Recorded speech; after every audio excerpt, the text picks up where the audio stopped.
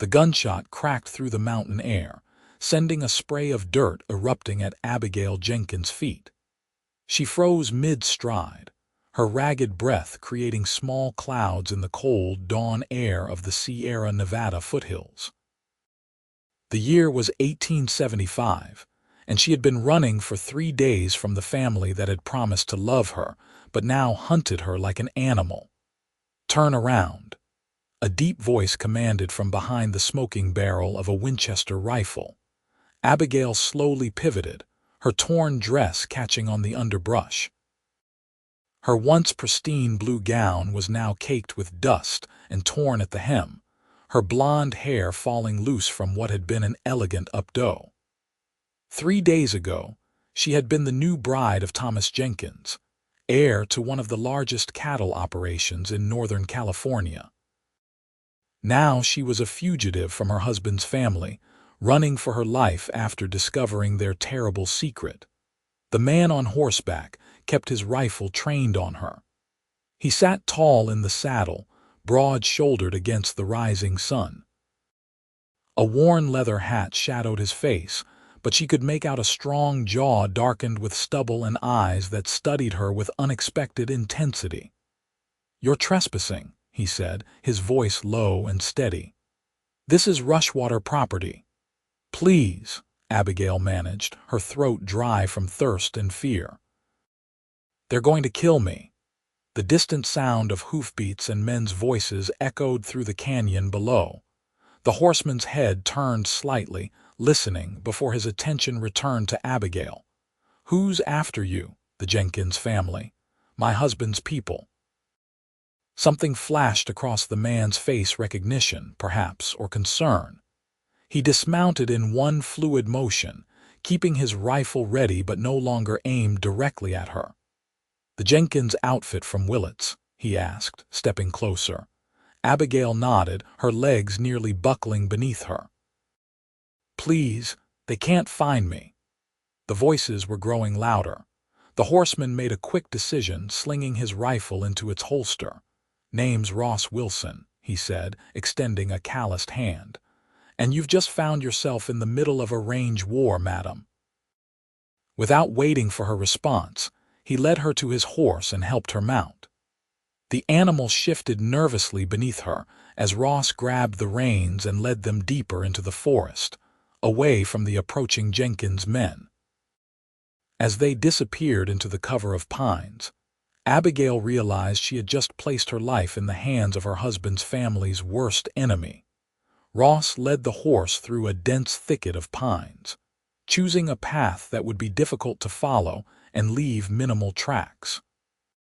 He moved with the confidence of someone who knew every inch of this mountainside. After nearly an hour of steady climbing, with the sounds of pursuit long faded, they reached a small clearing with a modest cabin nestled against the mountainside. "We'll be safe here for now," Ross said, helping Abigail down from the horse. Her legs gave way as her feet touched the ground, and he caught her before she fell, his strong hand steady at her waist. "Thank you," she whispered, painfully aware of how disheveled and vulnerable she appeared. Up close, she could see Ross Wilson was younger than she had initially thought, perhaps 30, with deep-set eyes that held a wariness that matched her own. His face was weathered from the sun, but handsome in a rugged way that differed dramatically from her husband's polished appearance.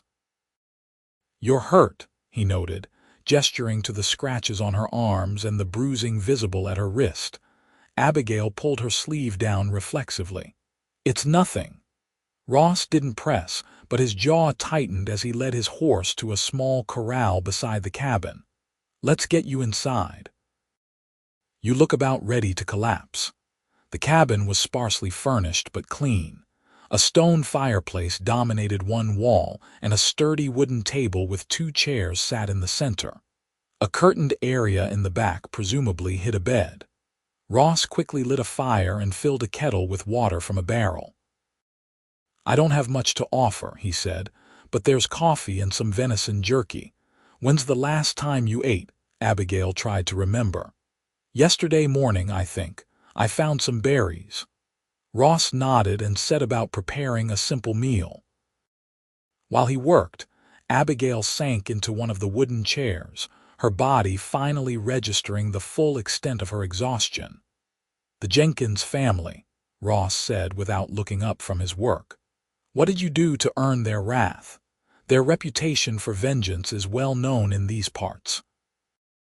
Abigail stared at her dirty hands. "I discovered something I wasn't supposed to know.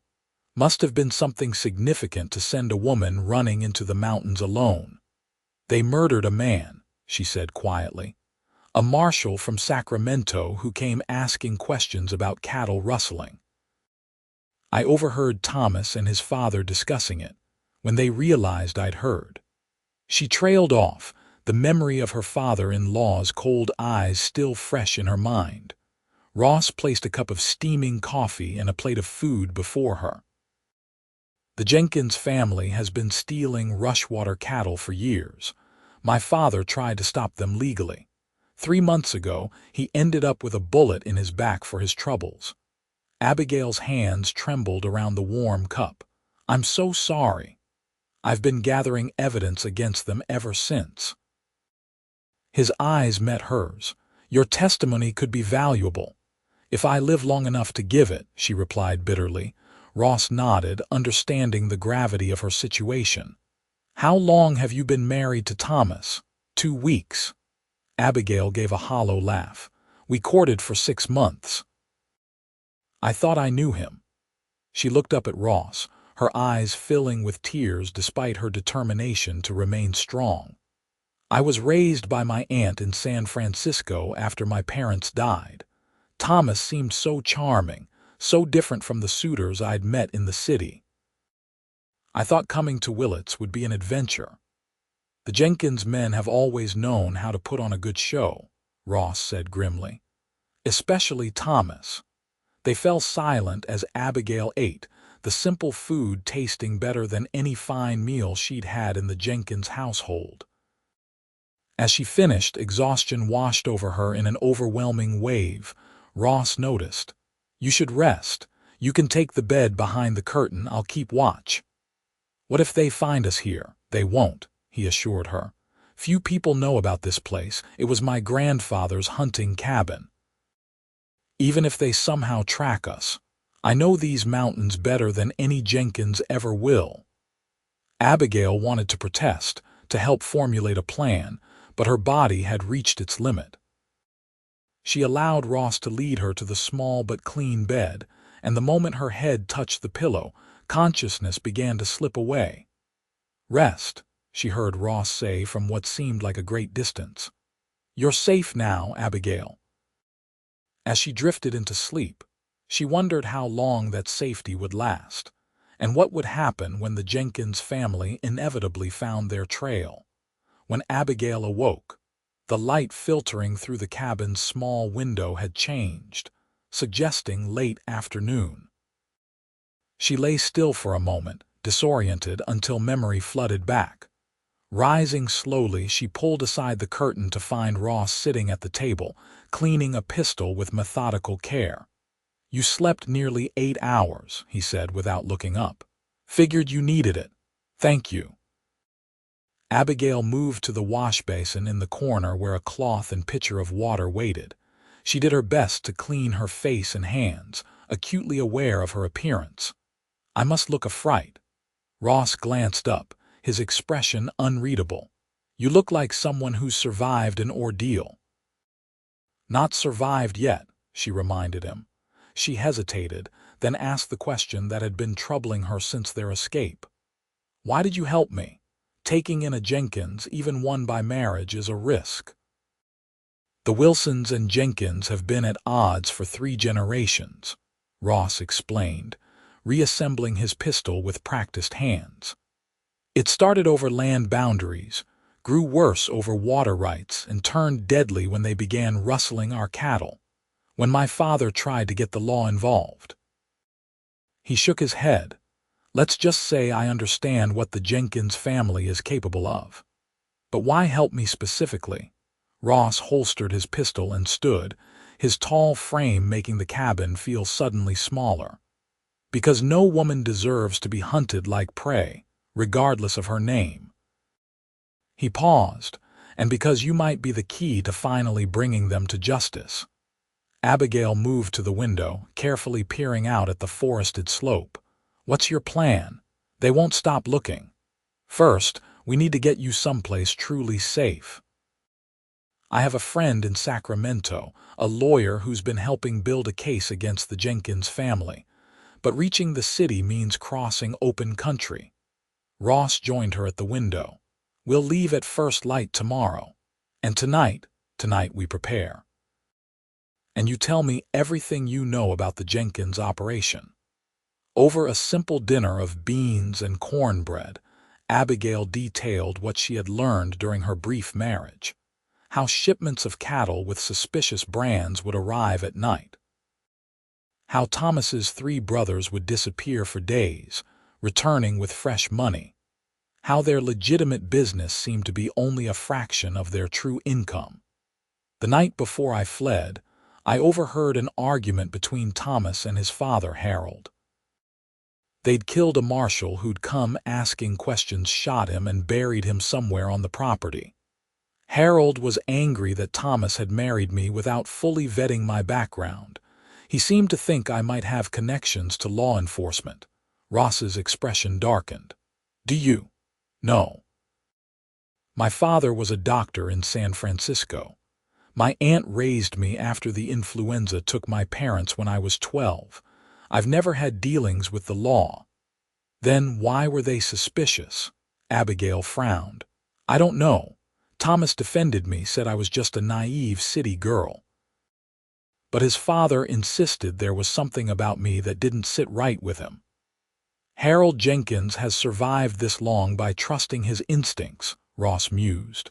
What happened next? The next morning, I pretended everything was normal. But Thomas was different, watching me, asking strange questions about my life in San Francisco.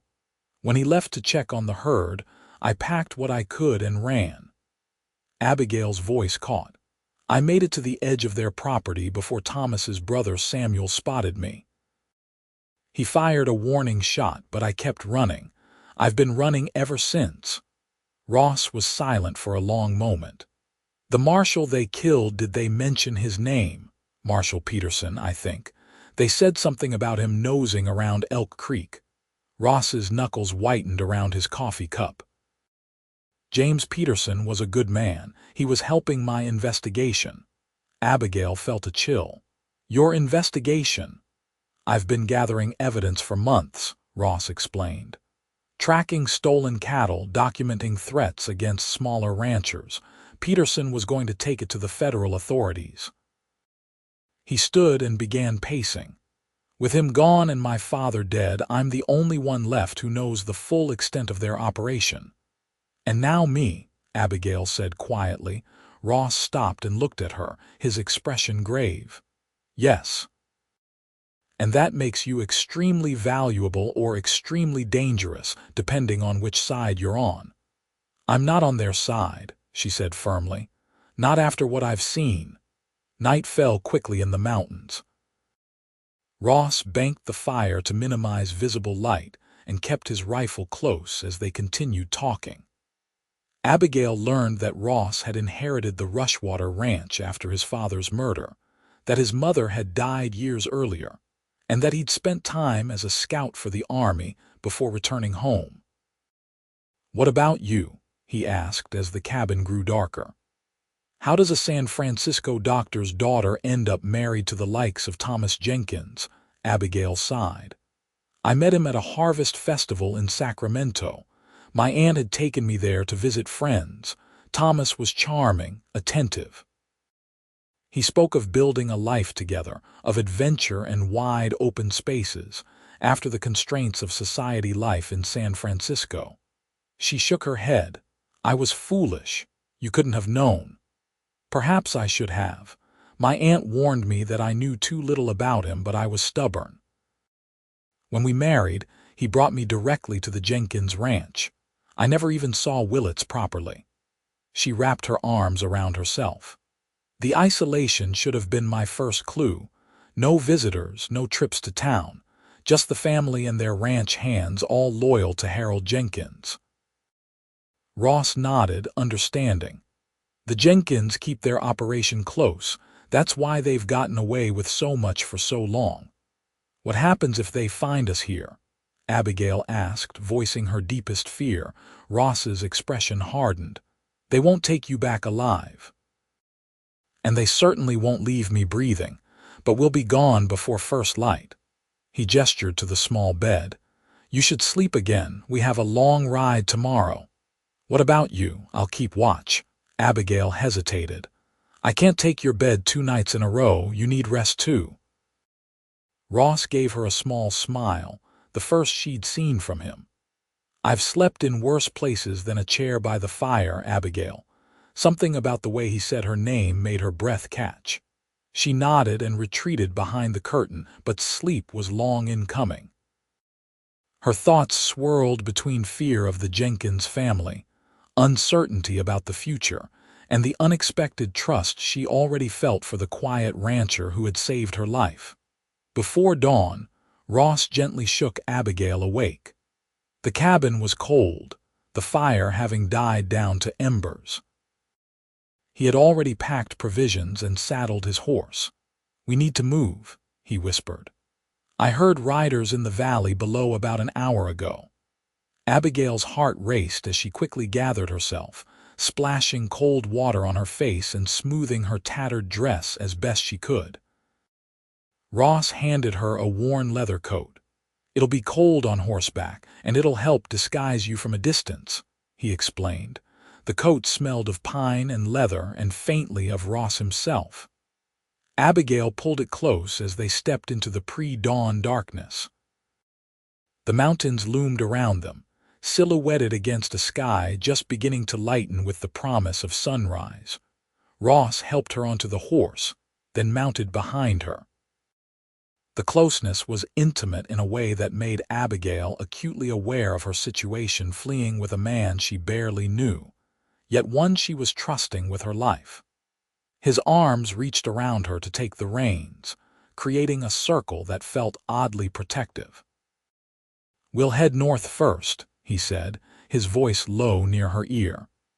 Then cut west once we're clear of the main trails.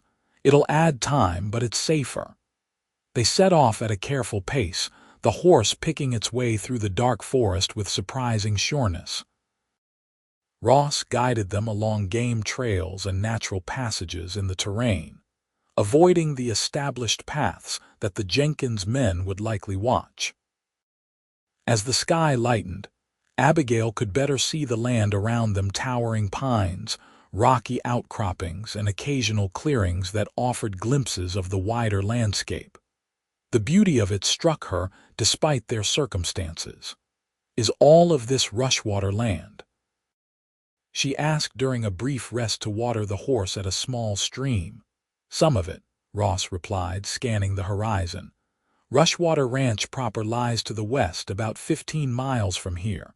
This is mostly unclaimed territory, too rough for proper ranching. It's beautiful. Ross looked at her with slight surprise, as though unused to anyone appreciating the rugged terrain as he did. It is. My grandfather chose this land because he fell in love with these mountains first, the valley second. They continued their journey, Ross occasionally stopping to listen or examine the ground for signs of pursuit. By midday, they had descended from the higher elevations and were traveling through forests interspersed with small meadows. We need to be especially careful now, Ross warned. We're approaching areas the Jenkins men patrol regularly. As if his words had summoned them, the distant sound of horses reached their ears. Ross immediately guided their mount into a dense thicket, dismounted, and helped Abigail down. Stay low, he whispered, drawing his rifle. They crouched in the underbrush as 4 riders passed within 100 yards, clearly visible through breaks in the foliage. Abigail recognized her husband's brother Samuel among them, his distinctive red hair visible beneath his hat. She involuntarily gripped Ross's arm.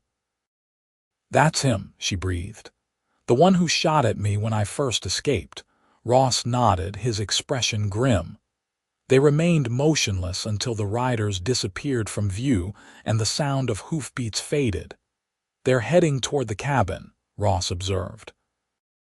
"With luck, they'll waste hours searching there and the surrounding area." They continued their journey with increased caution, Ross now leading the horse on foot for stretches to minimize their profile. By late afternoon, exhaustion was evident in Abigail's posture and in the tightness around Ross's eyes. "There's a place we can shelter for the night about 2 miles ahead," Ross said, helping her remount. "An old trapper's cabin that most folks have forgotten about." "Is it safe?" "Safer than traveling at night," he replied. "We need rest, and so does the horse." The trapper's cabin proved to be little more than a shack with walls of stacked stone and a roof that had partially collapsed in one corner. Still, it offered concealment and shelter from the wind that had picked up as evening approached. Ross quickly gathered wood and started a small fire in the stone fireplace, keeping the flames low to minimize smoke. He offered Abigail jerky and hardtack from his provisions, apologizing for the sparse fare. "It's better than pine needles and hope, which is what I've been living on," she replied, attempting a smile. Ross studied her in the firelight. "You're stronger than you look, Abigail Jenkins." She flinched at the name. "I don't feel much like a Jenkins anymore." "What would you prefer I call you? Just Abigail or Abby? That's what my father called me." Ross nodded. "Abby, then." He hesitated, then asked, "If we make it to Sacramento, what will you do?" The question caught her off guard. She had been so focused on escape that she hadn't thought beyond survival. "Testify against them, as you suggested, after that." She shook her head. "I don't know. I can't go back to San Francisco. My aunt died last year. There's nothing for me there." "You could start fresh somewhere," Ross suggested. "California's a big state.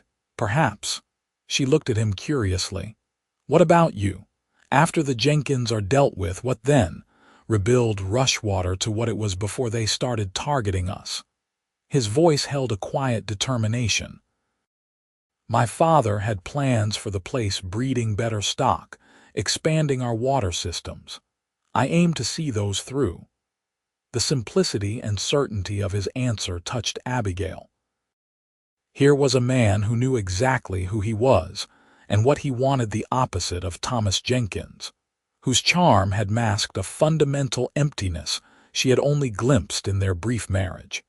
As night fully descended, they arranged their sleeping areas on opposite sides of the small fireplace.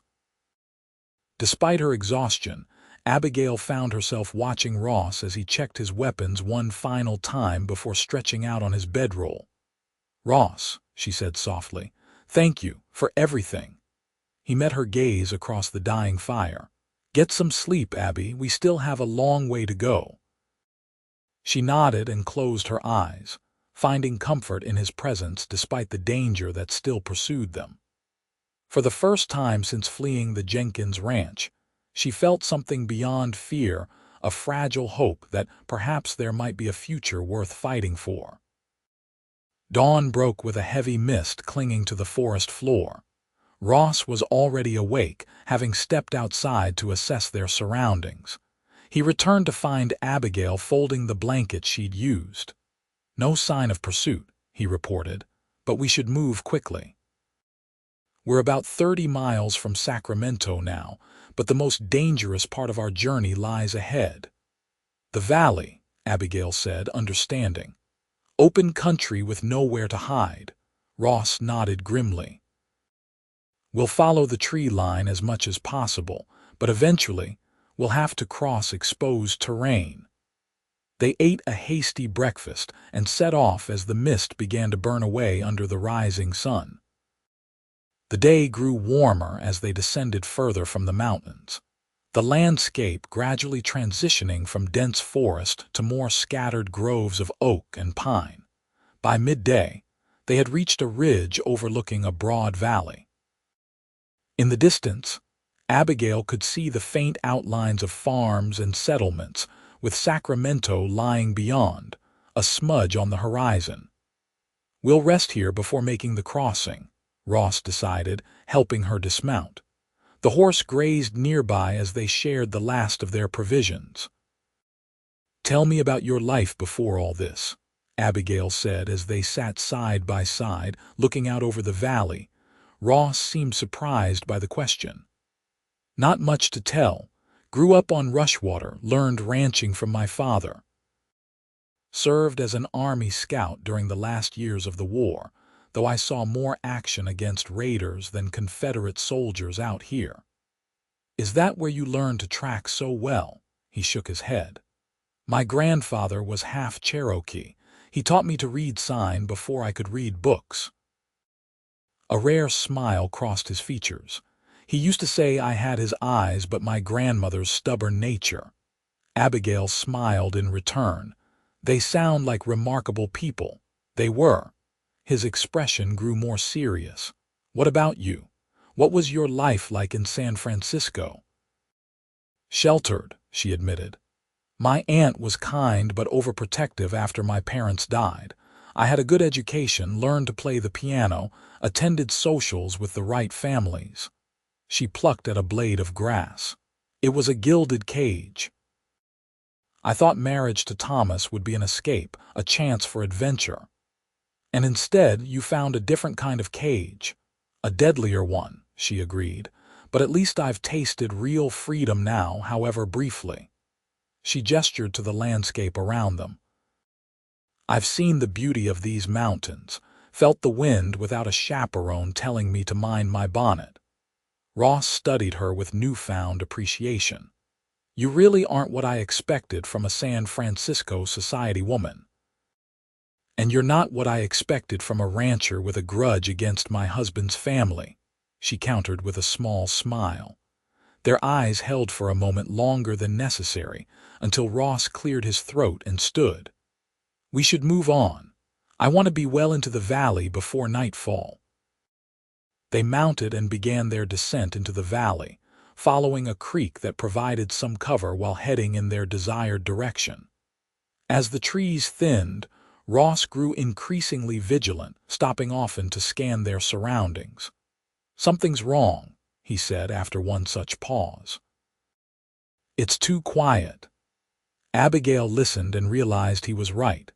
The natural sounds of birds and small animals had diminished. Before she could respond, a rifle shot cracked through the air, splintering bark from a tree just feet from them. Ross immediately spurred the horse forward, holding Abigail tightly as they galloped toward the nearest cover, a stand of oaks about a quarter-mile ahead. More shots followed, kicking up dirt around them. "Jenkins' men!" Ross shouted above the thundering hooves and gunfire. They reached the oak grove as bullets continued to whiz past them. Ross guided the horse deep into the trees before dismounting and pulling Abigail down with him. "Stay here," he ordered, drawing his rifle and moving to the edge of the grove. Abigail's heart pounded as she crouched behind a fallen log, watching Ross take up a defensive position. She could now see their pursuers, 3 riders approaching rapidly, with Samuel Jenkins clearly visible among them. Ross fired, and one of the riders tumbled from his saddle. The others immediately broke apart, seeking cover and returning fire. The horse, spooked by the gunfire, bolted deeper into the trees despite Abigail's attempt to calm it.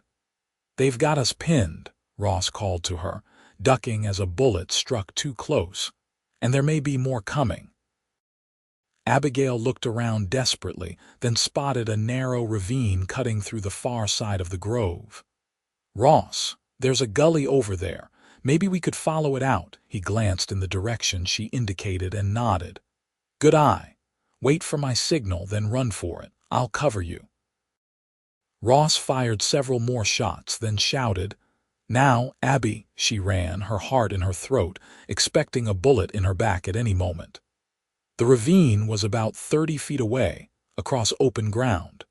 She heard Ross firing steadily behind her, keeping the Jenkins men pinned down. Reaching the ravine, she slid down its sandy bank just as bullets kicked up dirt where she had been standing. Seconds later, Ross joined her, breathing hard. "You're bleeding," she gasped, seeing a dark stain spreading on his shirt sleeve. "Just a graze," he dismissed. "Come on, this ravine heads south. If we follow it, we might be able to circle around them." They moved quickly through the gully, which deepened as they progressed. The sound of gunfire faded, replaced by shouts as the Jenkins men discovered their escape route. "They'll be coming after us," Ross said grimly. "Without the horse, we're at a disadvantage, but they'll have to dismount to follow this ravine." The ravine eventually opened onto a broader creek bed, partially dry in the late summer heat, but offering a clear path forward. They had traveled perhaps half a mile when the sound of horses reached them again, this time from ahead. "Back!" Ross pulled Abigail into a narrow side channel as 4 riders appeared around a bend in the creek bed.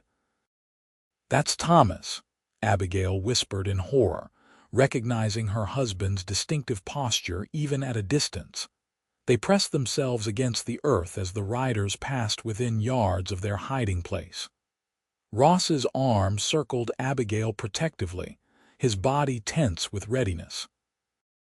"They're heading toward the gunfire," he whispered once they had passed. "We need to move in the opposite direction." They emerged cautiously and continued downstream, the urgency of their situation evident in every hurried step. The creek bed eventually joined a larger stream, its banks lined with cattails and willow thickets that provided better cover. "If we follow this watercourse, it will eventually reach the American River," Ross explained. "From there, we can make our way to Sacramento." Night was falling by the time they paused to rest, having put several miles between themselves and their pursuers. Ross finally allowed Abigail to examine his arm, which proved to be a shallow furrow along his upper bicep. "It needs cleaning," she insisted, tearing a strip from her petticoat to use as a bandage. "We'll have to risk a fire," Ross decided, looking at the darkening sky. "The temperature drops quickly this time of year, and we're both wet from crossing the stream." They gathered driftwood and made a small, sheltered fire among the willows. As Abigail gently cleaned Ross's wound with water from the stream, she noticed him watching her with an unreadable expression. "What is it?" she asked. "You're remarkable," he said simply. "Most women I know would be hysterical after what you've been through." "Hysteria seems like a luxury I can't afford right now," she replied, securing the bandage around his arm. Her fingers lingered on his skin longer than necessary. Ross covered her hand with his own. "When this is over." "Yes." He seemed about to say something important, but then shook his head. "We should try to get some sleep. I'll take first watch." Disappointed but understanding the practicality of his suggestion, Abigail settled near the fire, using Ross's coat as a blanket. Despite her exhaustion, she watched him as he sat vigilant, his profile outlined against the firelight, and wondered about the words he hadn't spoken. They continued their journey at first light, moving more cautiously now that they were in more populated areas. Farmhouses occasionally dotted the landscape, and twice they had to hide as riders passed on nearby roads. "The Jenkins family has connections throughout this valley," Ross explained. "Harold's been buying loyalty for decades." By mid-afternoon, they reached the outskirts of a small settlement. Ross suggested they might find help there, perhaps horses, or at least food. "We can't just walk in looking like this," Abigail pointed out, gesturing to their bedraggled appearance. "We'll draw too much attention." Ross nodded. "There's a farm about half a mile back. I noticed laundry hanging out to dry. It's not ideal, but—" "You're suggesting we steal clothes?"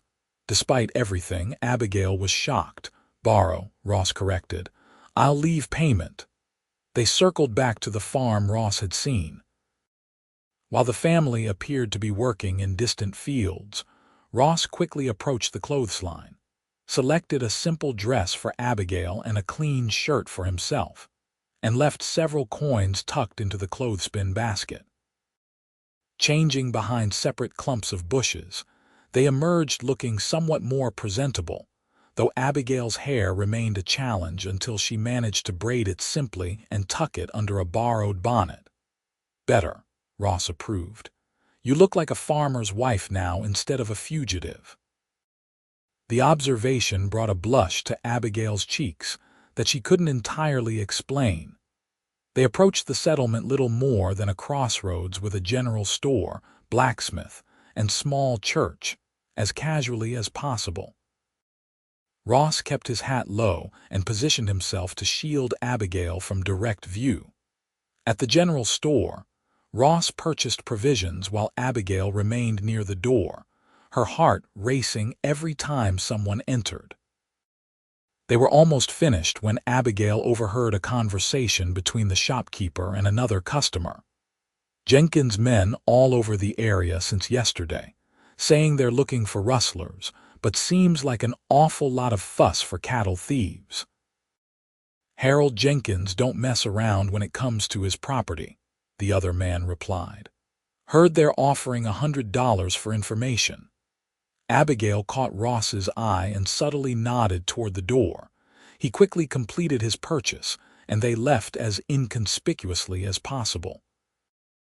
"They've got the whole area alerted," Abigail whispered as they walked away from the store. "We need to find transportation quickly." Ross led them toward the small livery stable at the edge of the settlement. "Wait here," he instructed, leaving Abigail concealed behind a water trough while he approached the stable hand. She watched as Ross engaged the young man in conversation, money visibly changing hands. Minutes later, Ross emerged leading a single horse, not an impressive specimen, but serviceable. "Best I could do," he explained as he rejoined her. "Most of the good horses have been hired out already, probably to the search parties." They mounted together and set off at a steady pace, choosing smaller trails instead of the main road. As they rode, Abigail felt Ross's tension in the rigid set of his shoulders. "What is it?" she asked. "The stable boy asked too many questions," he replied, "and he seemed awfully interested in where we were headed. You think he recognized us?" "Maybe not us specifically, but a man and woman traveling together might raise suspicions with all the talk going around." Ross urged the horse to a faster pace. "We need to reach Sacramento before word spreads further."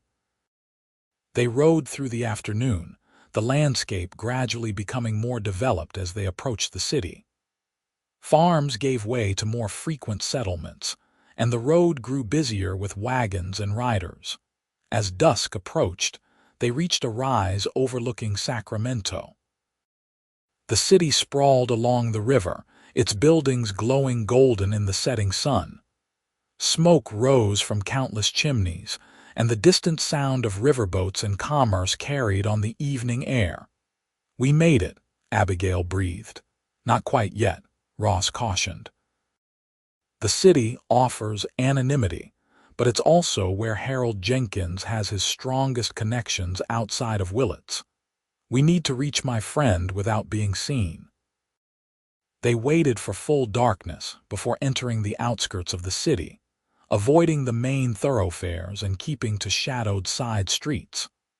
Ross guided them toward the river district, where the buildings stood close together, and alleyways offered numerous escape routes if needed. Finally, they stopped before a modest building with a small brass plaque that read James Morrison, attorney at law. "This is it," Ross said, dismounting and helping Abigail down. "If anyone can help us bring down the Jenkins family, it's Morrison." He knocked on the side door in a distinct pattern. After a moment, a light appeared in the window, and the door opened to reveal a slender man with spectacles and a cautious expression. "Wilson," the man said in surprise. "I wasn't expecting you for," His eyes fell on Abigail, and his expression changed to one of alarm. "Good God, man, do you know who you've brought here?"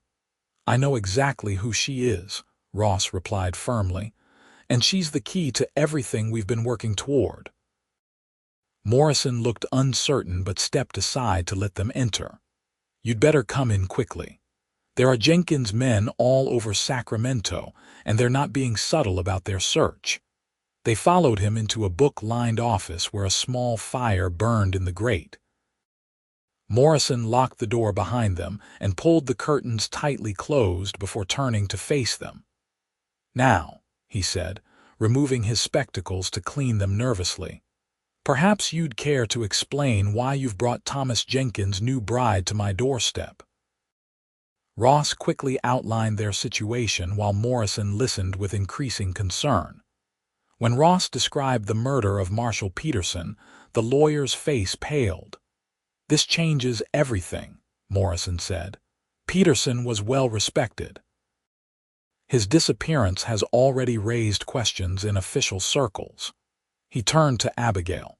"Mrs. Jenkins, please, call me Abigail," she interrupted. "Abigail, then. Your testimony about what you overheard could be the evidence we need to finally move against Harold Jenkins and his sons. But it would mean standing against your husband in court. Thomas stopped being my husband the moment he chose his family's crimes over my safety," Abigail said firmly. "I'll testify to whatever I know." Morrison nodded approvingly. "Your courage is commendable. However, we face immediate practical concerns. The Jenkins family has half the city watch in their pocket, and bounty hunters will be looking for both of you. We need a safe place to stay while we prepare the case," Ross said. "I have a colleague with a house outside the city," Morrison offered. "It's isolated, well guarded, and he's beyond Jenkins' influence. He's currently in San Francisco on business, but I'm certain he would offer his home under these circumstances." "How soon can we leave?" Ross asked. "First light would be safest. For tonight, I can offer you shelter here. There's a small apartment above the office where I sometimes stay when working late." Morrison glanced between them with sudden awkwardness. "It's not much, but—" "It's perfect," Abigail assured him, her exhaustion evident in her voice. "Any safe place to rest is more than I dared hope for." Morrison showed them to the upstairs apartment, a simple space with a sitting room, small kitchen, and single bedroom. "I'll take the sofa in my office," he said. "You two can sort out the arrangements up here. I'll bring some food shortly." When he had gone, an uncomfortable silence fell between Ross and Abigail. After days of constant movement and danger, the sudden stillness of safety felt strange. "You should take the bedroom," Ross said finally. "I'll sleep out here." Abigail nodded but didn't move toward the bedroom. Instead, she stepped closer to Ross. "We made it," she said softly. "Because of you, we're not safe yet," he reminded her. "Not until the Jenkins family faces justice. I know, but we're closer than I dared hope." Without thinking, she reached for his hand. "Earlier by the stream, you started to say something. When this is over—" Ross looked down at their joined hands, then met her eyes. "It wasn't the right time. And now. He hesitated, then continued with quiet intensity. "Now I'm thinking that when this is over, when you're truly free of the Jenkins name and all it represents, I'd like to know if there might be a place for me in whatever future you choose." The simple honesty of his statement took Abigail's breath away. In the days they'd spent together, fleeing for their lives, something had grown between them, a connection forged in danger but rooted in deeper soil. "I think," she said carefully, "that any future I might want would feel incomplete without you in it." Ross's eyes darkened with emotion. He raised a hand to gently touch her cheek, a question in his gaze. Abigail answered by leaning slightly toward him. Their first kiss was tentative, a soft meeting of lips that held more promise than passion. When they parted, Abigail saw in Ross's eyes the same wonder she felt, that in the midst of such darkness, something so bright could begin to bloom. A knock at the door broke the moment.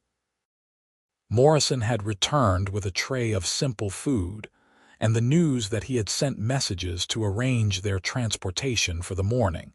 As they ate, Morrison outlined his plan. "My colleague's home is about 15 miles outside Sacramento, near the foothills. You'll be safe there while we build the case. I'll arrange for statements to be taken, evidence to be collected." He looked at Abigail. "It won't be easy. The Jenkins family will fight with everything they have." "So will we," she replied with newfound determination. That night, despite Ross's insistence that she take the bedroom, Abigail found herself unable to sleep alone. The events of the past days had left her with a deep-seated fear of solitude. Eventually, she emerged to find Ross still awake, sitting by the window and watching the street below. "Can't sleep?" he asked softly. She shook her head. "Every time I close my eyes, I see them coming for me." Without a word, Ross moved to make room for her beside him on the small settee. Abigail settled against his side, his arm coming around her shoulders in a protective gesture that felt both new and somehow familiar. "Tell me about Rushwater," she requested. "What it was like before, what you hope it will be again." As Ross spoke of his family's land, his voice soft in the darkness, Abigail felt the tension gradually leaving her body. She drifted to sleep, listening to his dreams of clear streams and healthy herds, of orchards and gardens yet to be planted. Her last conscious thought was that perhaps those dreams could someday be hers as well. Morning arrived with gray light filtering through the curtains. Abigail woke to find herself still on the settee, a blanket tucked around her, and Ross nowhere to be seen. Momentary panic gripped her until the door opened and Ross entered carrying fresh clothes. "Morrison sent his housekeeper with these," he explained. "Thought you might appreciate something clean for the journey." The simple cotton dress was plain but well made, and Abigail gratefully accepted it along with the accompanying undergarments. After days in her tattered wedding travels, the fresh clothing felt like a luxury. When she emerged from the bedroom, changed and with her hair neatly braided, she found Morrison and Ross deep in conversation over a map. "Ah, Miss Abigail," Morrison corrected himself. "You look refreshed. We were just discussing the route to Judge Harmon's estate." "Judge Harmon?" Abigail asked, accepting the cup of coffee Ross offered her. "My colleague," Morrison explained. "Recently appointed to the federal bench, which places him well beyond local influence. His estate is here," he pointed to a spot on the map, "with good defensive positioning and loyal staff." Their journey was to begin within the hour. Morrison had arranged for a closed carriage with a trusted driver who had once been in his employment. They would travel as a newly married couple visiting family in the foothills, a story simple enough to be believable but unremarkable enough to avoid scrutiny. As they prepared to leave, Morrison pulled Ross aside for a final word while Abigail gathered her few possessions. She couldn't hear their conversation, but the serious expressions on both men's faces suggested weighty matters. When Ross rejoined her, his expression was troubled. "What is it?" she asked. "Morrison has heard rumors," he said quietly. "The Jenkins family is claiming you stole valuable documents before fleeing papers that could damage their business interests." Abigail frowned. "That's absurd. I took nothing but the clothes on my back." "It's a pretext," Ross explained. "A way to make your capture seem like a legitimate business matter rather than a personal vendetta. It also gives them reason to approach the law for assistance." "Will anyone believe them?" "Those who want to will," Ross said grimly. "And those who know better might pretend to if the price is right." Morrison interrupted with news that the carriage had arrived. They descended the back stairs and emerged into an alley where a modest but well-maintained carriage waited, a stoic-faced driver at the reins. "Godspeed," Morrison said as he helped Abigail into the carriage. "I'll join you at Harmon's estate once I've set certain legal wheels in motion." The carriage departed, winding through the awakening streets of Sacramento. Ross sat beside Abigail, his rifle across his knees and his eyes constantly scanning the passing scene. "Are we truly going to be safe at this judge's home?" Abigail asked. "Safer than anywhere else right now," Ross assured her. "Harmon is known for his integrity, and he has the resources to provide proper protection." They traveled steadily through the morning, leaving the city behind and entering more rural landscapes. Abigail felt herself relaxing slightly as the miles passed without incident, allowing herself to appreciate the changing scenery and Ross's steady presence beside her. By early afternoon, they had reached rolling hill country, the road climbing gradually toward the distant foothills of the Sierra Nevada. The carriage turned onto a less traveled track, following a stream through a wooded area. "We're close now," Ross said, recognizing landmarks Morrison had described. As they rounded a bend, the driver suddenly pulled the horses to a halt. Ross immediately tensed, peering out the window. "What is it?" Abigail whispered. "Fallen tree across the road," Ross replied, his hand moving to his rifle. "Stay here." He stepped out to confer with the driver.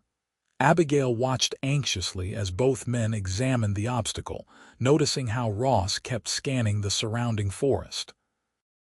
The sound of a twig snapping in the woods made Ross spin, raising his rifle just as multiple shots rang out from the trees.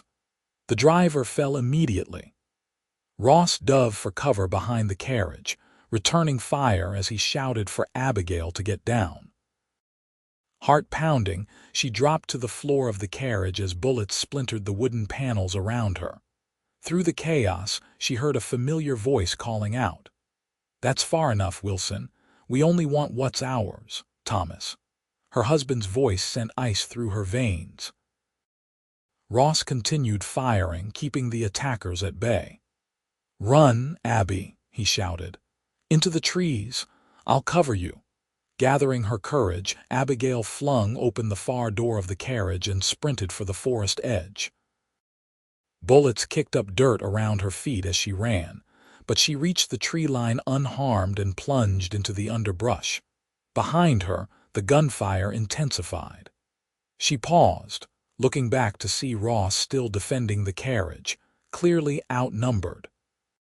Fear for him overrode her instinct for self-preservation, and she hesitated. That moment of hesitation proved costly. A strong arm suddenly circled her waist from behind, and a hand clamped over her mouth. "Hello, wife," Thomas Jenkins whispered in her ear. "You've led us on quite a chase." Abigail struggled against his grip as he dragged her backward through the forest. From this new vantage point, she could see that Ross was surrounded, with Samuel and two other Jenkins men closing in on him as he crouched, wounded, behind the now riddled carriage. "Stop fighting or he dies now," Thomas hissed, forcing her to watch as his men prepared to rush Ross's position. Abigail went limp in defeat and Thomas whistled sharply. The gunfire ceased. "Wilson," Thomas called out, "I have my wife. Throw down your weapon or her blood is on your hands." There was a long pause. Then, slowly, Ross emerged from behind the carriage, his left side darkened with blood but his stance still defiant. He looked directly at Abigail, held captive by Thomas, and their eyes met across the distance. "Let her go, Jenkins," Ross demanded. "Your quarrel is with me." Thomas laughed, the sound chilling in its lack of humor. "My quarrel is with both of you. Drop the gun." With visible reluctance, Ross placed his rifle on the ground. Immediately, Samuel and the other men rushed forward, subduing him with brutal efficiency. Abigail cried out as they struck him repeatedly, forcing him to his knees. "Bring them both," Thomas ordered, maintaining his grip on Abigail. "Father will want to deal with this personally." They were bound and loaded onto horses, Ross barely conscious after the beating. As they rode, Abigail's mind raced, searching desperately for some way out of their situation. The journey passed in a haze of fear and desperation, with Thomas keeping her close while his brothers guarded Ross. By nightfall, they reached a remote hunting cabin, not the Jenkins Ranch, but clearly a place the family used regularly. Inside, the simple structure held basic furnishings and a large stone fireplace. "Secure Wilson to that post," Thomas directed, indicating a support beam. "Make sure he can't move." As his men roughly tied Ross to the post, Thomas finally released Abigail, shoving her into a chair. "Now, wife," he said, his voice dangerously calm, "you're going to tell me exactly what you've shared with Wilson and his lawyer friend." "I've told them everything," Abigail replied defiantly. "About Marshall Peterson's murder, about the cattle rustling, about all of it." Thomas's face darkened. "You've signed both your death warrants, then?" "Your father won't be pleased if you kill me before he arrives," she observed, remembering how Harold Jenkins had insisted on handling matters personally. A flicker of uncertainty crossed Thomas's face. "Father will understand the necessity." "Will he?" "When I've hidden documentation that will go straight to federal authorities if I don't return to stop it." It was a desperate bluff, echoing the very lie the Jenkins family had spread about her, but it seemed to give Thomas pause. "What documentation?" he demanded. "Insurance," Abigail improvised. "Records of your family's operations that I managed to copy during my time at the ranch. Names, dates, amounts." From his position against the post, Ross watched her with a mixture of surprise and admiration, understanding her strategy even in his pain-addled state. Samuel, who had been checking the perimeter, re-entered the cabin. "No sign of pursuit," he reported to Thomas, "but there's a storm moving in. Father's going to have a hard time getting here tonight." Thomas nodded absently, still focused on Abigail. "Where are these supposed documents?" "Somewhere safe," she replied vaguely. "Somewhere neither you nor your father will find them without my cooperation." Thomas struck her suddenly, the back of his hand connecting with her cheek with enough force to knock her sideways in the chair. "You think you're clever, don't you?" he snarled. "Leave her alone," Ross shouted, struggling against his bonds. Thomas turned to him with a cold smile. "You don't give orders here, Wilson. In fact, I think my wife needs a demonstration of exactly how powerless both of you are." He nodded to Samuel, who drew his knife and approached Ross. What followed was a methodical session of questioning and punishment, with Samuel inflicting carefully measured pain whenever Ross refused to answer or gave responses Thomas disliked. Abigail was forced to watch, her own hands bound before her, as Ross endured the torture without breaking. When he finally lost consciousness, Thomas ordered Samuel to stop. "He's no use to us unconscious," Thomas said irritably, "and Father will want him aware when he arrives." He turned to Abigail. "Consider what you've just witnessed, wife. That will be your fate too, unless you tell me where these documents are hidden." "I'll tell your father," she replied, meeting his gaze steadily despite her terror. "Only him." Thomas studied her for a long moment, then nodded to his men.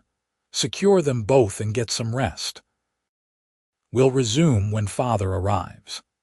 Abigail was bound to a chair near the fireplace, positioned so that she could see Ross's slumped form across the room but couldn't reach him.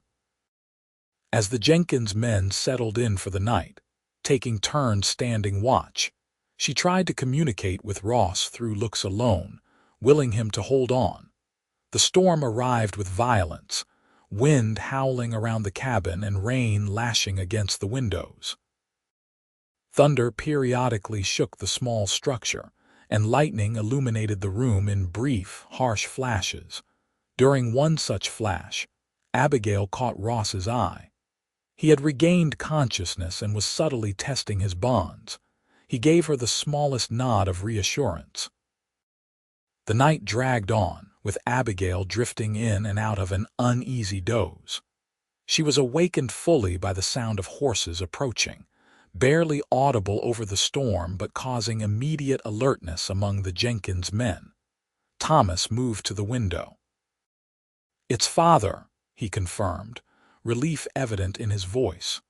The door burst open, admitting Harold Jenkins along with a gust of wind and rain. The Jenkins patriarch was an imposing figure despite his 60-plus years tall, broad-shouldered, with a shock of white hair and cold blue eyes that immediately assessed the situation. "So," he said, removing his dripping coat, "you finally caught up with our runaway bride and her champion." Thomas straightened in his father's presence. "Yes, sir. They were headed to a federal judge's estate outside Sacramento." Harold's eyebrows rose. Morrison's work, no doubt. He approached Abigail, studying her with clinical detachment. "You've caused quite a bit of trouble, young lady." "Not nearly as much as you deserve," she replied, lifting her chin defiantly. Harold chuckled, the sound utterly devoid of humor. "Spirited. I can see why Thomas was taken with you." He turned to his son. "What have they told you?" "She claims to have hidden documentation about our operations," Thomas reported. "Wilson hasn't broken yet." Harold nodded approvingly at this last point, then returned his attention to Abigail. "These supposed documents a bluff, I assume." "Test that theory," Abigail challenged, her heart racing but her voice steady. "Kill me and find out what happens when they surface." "Interesting." Harold pulled up a chair facing her. "You know, when Thomas first brought you home, I had my suspicions. Something about you didn't quite fit the story. Too confident for a sheltered doctor's daughter, too observant. Perhaps you're just not used to women who think for themselves." Harold laughed again, more genuinely this time. "Perhaps not." His expression hardened. "But I am used to recognizing threats to my family, and you, my dear, have become exactly that." He stood and moved to where Ross hung partially conscious against the post. "Wilson, on the other hand, has been a threat for years. Like his father before him, too stubborn to understand the natural order of things." "The natural order doesn't include murder and theft," Ross said hoarsely. Harold struck him casually across the face. "The natural order is that the strong prosper and the weak perish. Your father never understood that.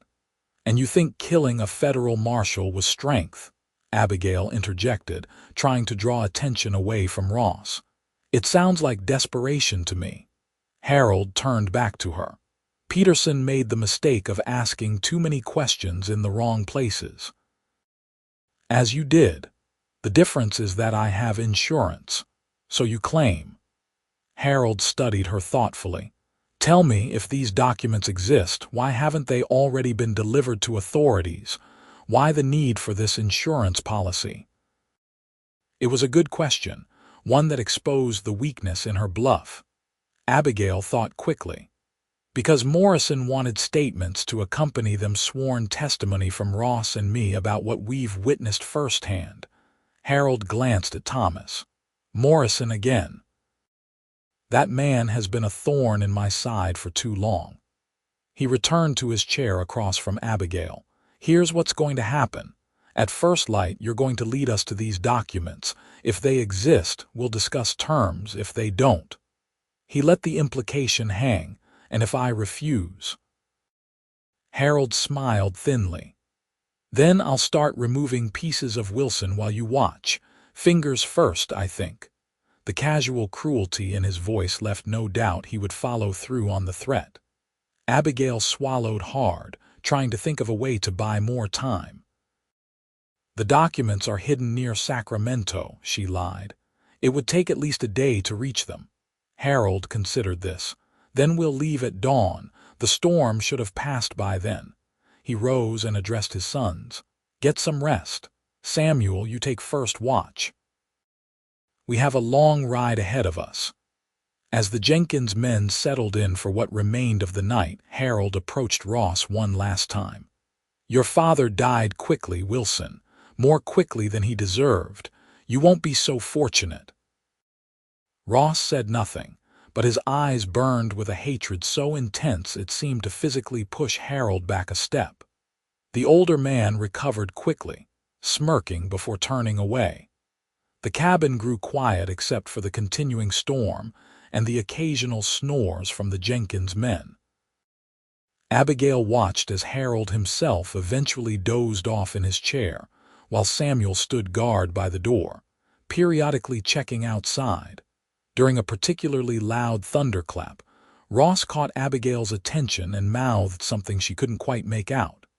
She frowned, shaking her head slightly. He tried again, more deliberately.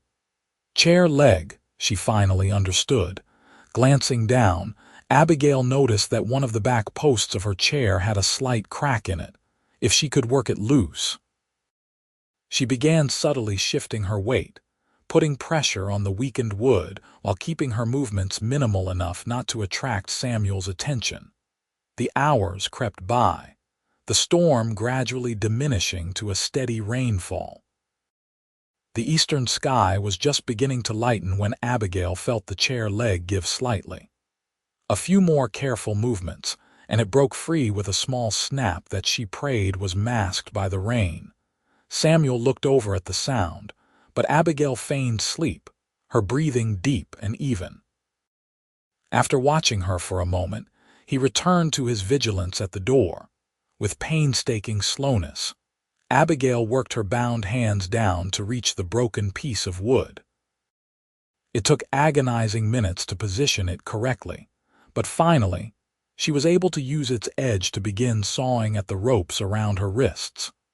The process was excruciating slow, awkward, and with the constant fear of discovery. But as the first hints of dawn crept through the cabin's dirty windows, she felt the ropes begin to give. An unexpected sound from outside drew Samuel's full attention.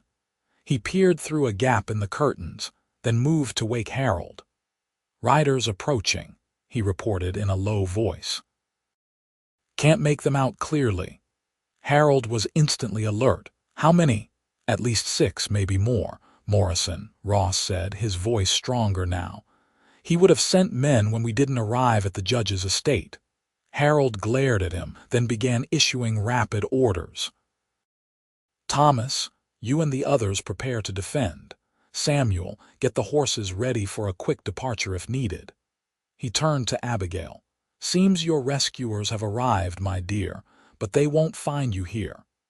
He cut her free from the chair but kept her hands bound, dragging her roughly to her feet. "We're taking a different route, one they won't expect." Outside, voices called for those in the cabin to come out peacefully. Harold ignored them, directing Samuel to open a trapdoor hidden beneath a rug. It revealed a narrow tunnel, likely an escape route built into the cabin for precisely such emergencies. "Get Wilson," Harold ordered Thomas. "He's coming too. Alive for now." Ross was cut free from the post but immediately restrained again, his hands bound behind him. Despite his weakened state, he struggled against Thomas's grip until a pistol was pressed to his head. "Move, and I'll end you here," Thomas threatened. Harold led the way into the tunnel, pulling Abigail after him. Thomas forced Ross to follow while Samuel brought up the rear. Behind them, the sounds of confrontation began as the remaining Jenkins men engaged with the newcomers. The tunnel was cramped and smelled of damp earth. It sloped downward for perhaps 50 yards before emerging in a small ravine where 3 horses were tethered under cover of dense brush. "Mount up," Harold directed. "Thomas, Wilson rides with you. Keep that gun on him." As they prepared to depart, gunfire erupted from the direction of the cabin. Harold smiled grimly. That should keep them occupied long enough for us to disappear." They set off at a rapid pace, Harold leading with Abigail mounted before him, Thomas and Ross following, and Samuel bringing up the rear. The rain had mostly stopped, but the ground was soft and treacherous, forcing them to move carefully despite their haste. Abigail's mind raced, looking for opportunities. Her wrists, though still bound, were significantly looser thanks to her night's work with the chair leg. If she could just get a moment, a chance. They had been riding for perhaps an hour, following game trails through increasingly rugged terrain when the sound of pursuit reached them. Harold cursed, urging his horse faster. "They picked up our trail sooner than I expected," he said. "We need to separate." He turned to Thomas. "Take the woman. Head for the high pass. We'll meet at the old mining camp." Thomas nodded, reaching to pull Abigail from Harold's horse onto his own. In that moment of transfer, with both men's attention divided, Ross made his move. Despite his bound hands, he threw himself sideways, knocking Thomas off balance and sending all three of them tumbling to the ground. Abigail landed hard but rolled immediately, working her wrists free of the loosened ropes. Thomas recovered quickly, drawing his pistol, but Ross was already charging him, leading with his shoulder in a desperate tackle. The gun discharged, the bullet going wild as the two men crashed to the ground. Harold wheeled his horse around, drawing his own weapon, but Abigail seized a fallen branch and swung it with all her might at his leg. The impact knocked him off balance and his shot went high. Samuel, who had been riding behind, now galloped forward, firing as he came. Abigail ducked behind a tree as bark splintered around her. She glimpsed Ross and Thomas still struggling on the ground. Ross somehow having managed to get his bound hands in front of him, and now fighting for control of Thomas's pistol. Harold regained control of his horse and circled, trying to get a clear shot at either Abigail or Ross. The sounds of pursuit grew louder. Their rescuers were closing in. "We need to go now," Harold shouted to Samuel. "Finish them." Samuel dismounted, advancing on the tree where Abigail hid. She waited, heart pounding, as he came closer. When he was just feet away, she threw herself at his legs, catching him by surprise and sending him stumbling forward. His gun fired into the ground as he fell. Abigail scrambled for the weapon, but Samuel recovered quickly, kicking it away and grabbing her by the hair. He dragged her to her feet, a knife appearing in his hand. "Father said to finish you," he growled, "but he didn't say it had to be quick." A gunshot rang out and Samuel's eyes widened in shock. He released Abigail, staggering backward with a spreading red stain on his chest. Behind him stood Ross, Thomas's pistol smoking in his still-bound hands. Their eyes met for a brief moment before Ross turned to face Harold, who was now advancing on horseback, his own weapon raised. "It's over, Jenkins," Ross called out. "Your men at the cabin are either dead or captured. There's no escape." Harold's face contorted with rage. "If I'm finished, so are you." He aimed directly at Ross. Two shots rang out simultaneously. Harold jerked in the saddle as a bullet struck him, but his own shot had also found its mark. Ross dropped to one knee, clutching his side. Abigail ran to him as Harold toppled from his horse, dead before he hit the ground. The bullet had come not from Ross's borrowed pistol, but from behind them, where a group of riders were now emerging from the trees, Morrison at their head, alongside several federal marshals. "Ross." Abigail cradled him as he sank further to the ground. "Hold on, please hold on." "Abby," he whispered, his hand finding hers. "Did we win?" Morrison dismounted quickly, rushing to their side. "We need to get him to a doctor," he said urgently, examining Ross's wound. "The bullet's in deep." The marshals secured Thomas, who had survived the struggle with Ross but was now semi-conscious and bleeding from a head wound. They confirmed Harold and Samuel were dead, then prepared a makeshift stretcher for Ross. "Stay with me," Abigail pleaded, holding Ross's hand as they lifted him. "Don't you dare leave me now." His eyes found hers, pain evident but determination stronger. "Not planning on it," he managed. "We have unfinished business." She smiled through her tears. "Yes, we do." The journey to the nearest town with a doctor was agonizing, with Abigail riding beside the wagon carrying Ross, never letting go of his hand. Morrison explained how they had tracked them to the cabin, arriving just in time to engage the Jenkins men as Harold and the others escaped through the tunnel. "We captured 3 of them," he reported. "They're already talking, hoping for leniency. With their testimony and yours, the Jenkins operation is finished." Abigail barely registered his words, her attention focused solely on Ross's increasingly pale face and labored breathing. When they finally reached the town of Auburn, the doctor was waiting, alerted by a rider sent ahead. The next hours were the longest of Abigail's life as she paced outside the doctor's surgery, waiting for news.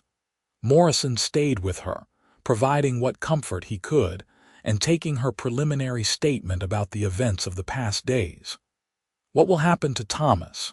she asked at one point. "He'll stand trial," Morrison replied, "for his father's crimes as well as his own. With the evidence we have, he'll likely hang." Abigail felt a complex mix of emotions at this.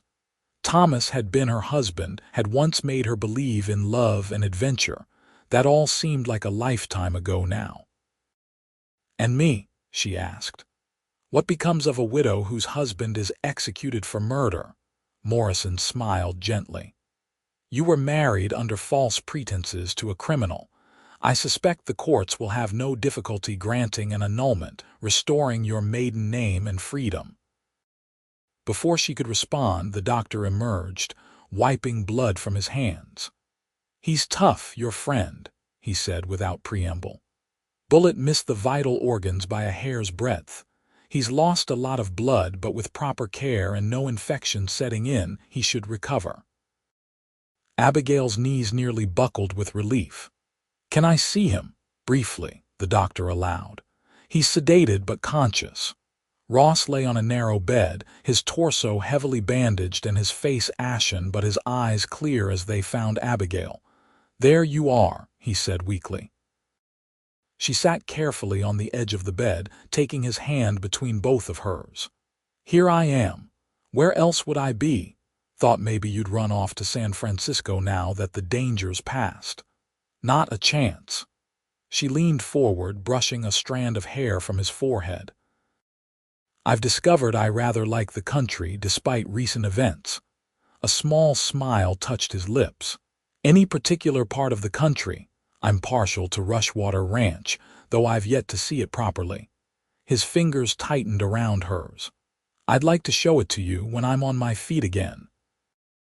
"It's a date," she promised. The road to recovery was long but steady. Ross remained in Auburn for 3 weeks before the doctor deemed him fit for travel. During that time, Abigail stayed in a small room above the local hotel, visiting Ross daily and working with Morrison to prepare their testimony for the coming trials.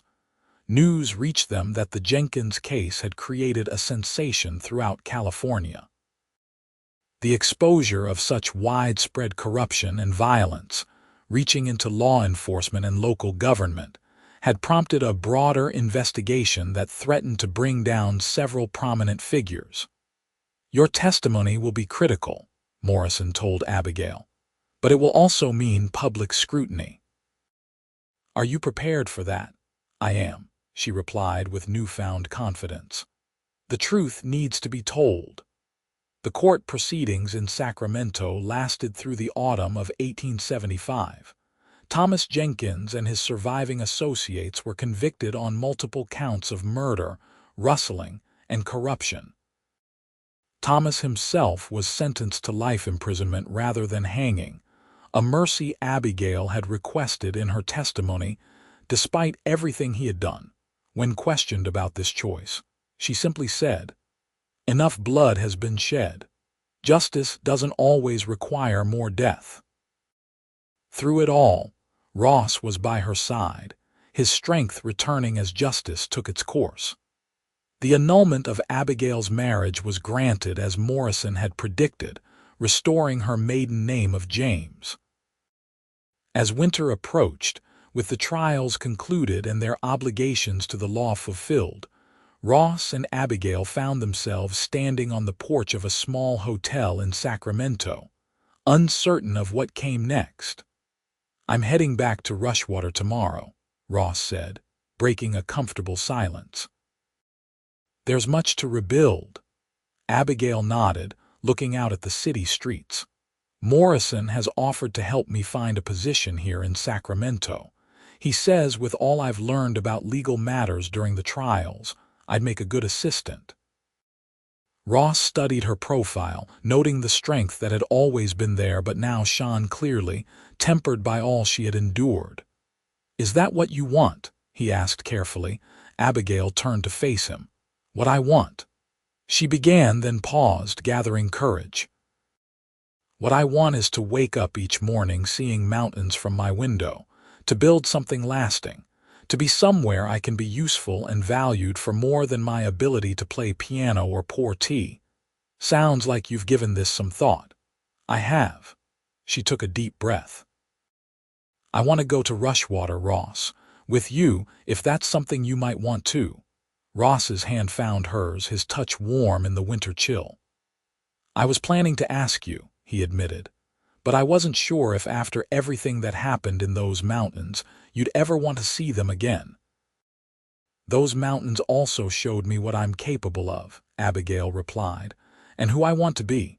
She stepped closer to him. "They also showed me who I want to be with." Ross's free hand came up to touch her cheek. "I'm not Thomas Jenkins," he said softly. "I can't offer you luxury or society." "Good," she said firmly. "I've had enough of both. What I can offer is a true partnership, hard work, honest living, and land that has potential for beauty if treated with respect." His eyes held hers. "And a heart that's been yours since you had the courage to stand up to a family of killers." "That's all I could ever want," Abigail whispered, rising on her toes to meet his kiss. They were married 2 days later in a simple ceremony with Morrison as witness. The journey to Rushwater Ranch took them through the same mountains where they had first met, but this time without pursuit or fear. When they crested the final ridge and Abigail saw Rushwater spread below them, the weathered main house, the corrals and outbuildings, the clear stream running through green pastures, she knew she had found her home. "It's beautiful," she said, genuinely moved by the vista.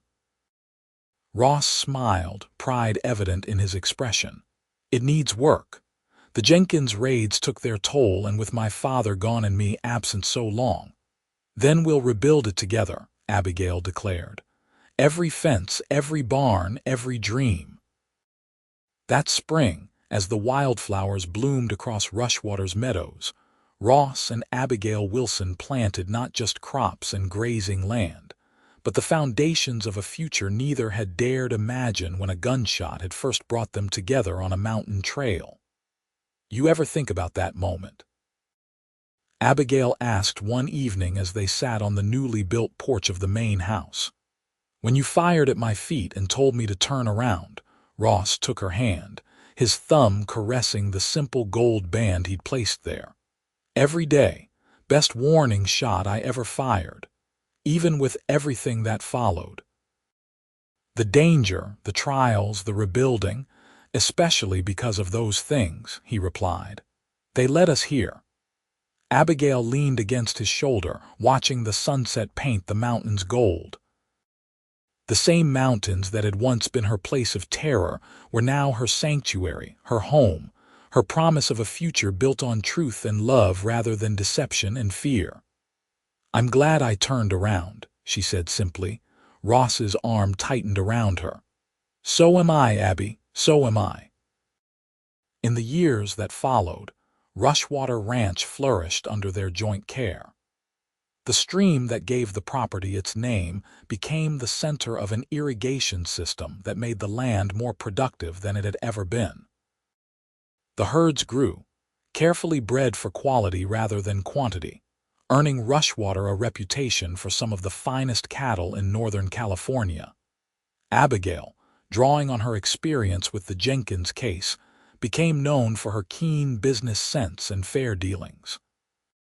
Many in the valley came to her for advice on contracts and negotiations, a role she embraced with the same determination she had shown during their flight through the mountains.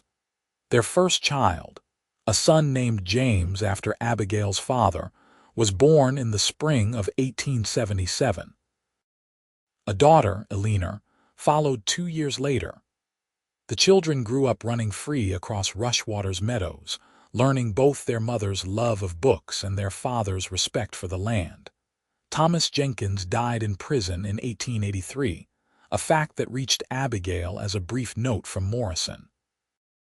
She read it once, then placed it in a box where she kept mementos of that time, the torn dress she had been wearing when Ross found her, the crude map they had used to navigate to Sacramento, a pressed wildflower from the mountainside where they had hidden from pursuit.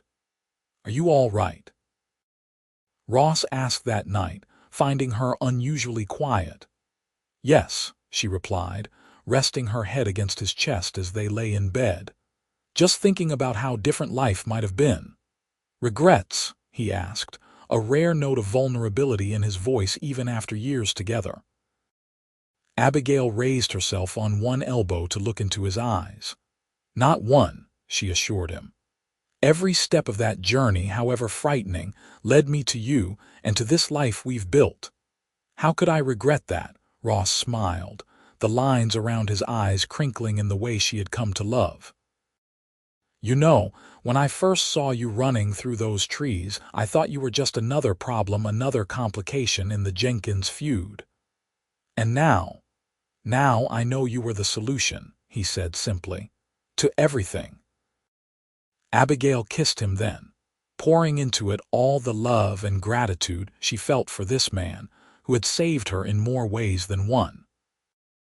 Outside their window, the mountains stood as silent witnesses to their journey from desperate fugitives to partners, lovers, parents, and builders of a legacy that would outlast them both. Those same mountains that had once echoed with gunfire now rang with children's laughter. The land that had hidden them in their time of greatest peril now provided openly for their growing family. And the love that had been born in the most unlikely of circumstances continued to flourish, as steadfast and enduring as the Sierra Nevada themselves. In Willits, the Jenkins name faded into cautionary history, while at Rushwater Ranch, the Wilson legacy took root and blossomed, a testament to courage, justice, and the healing power of starting anew. And sometimes, on clear nights when the stars shone especially bright over their mountain home, Ross and Abigail would sit together on their porch, hands intertwined, and remember how a single moment, a warning shot, and a command to turn around had changed the course of both their lives forever.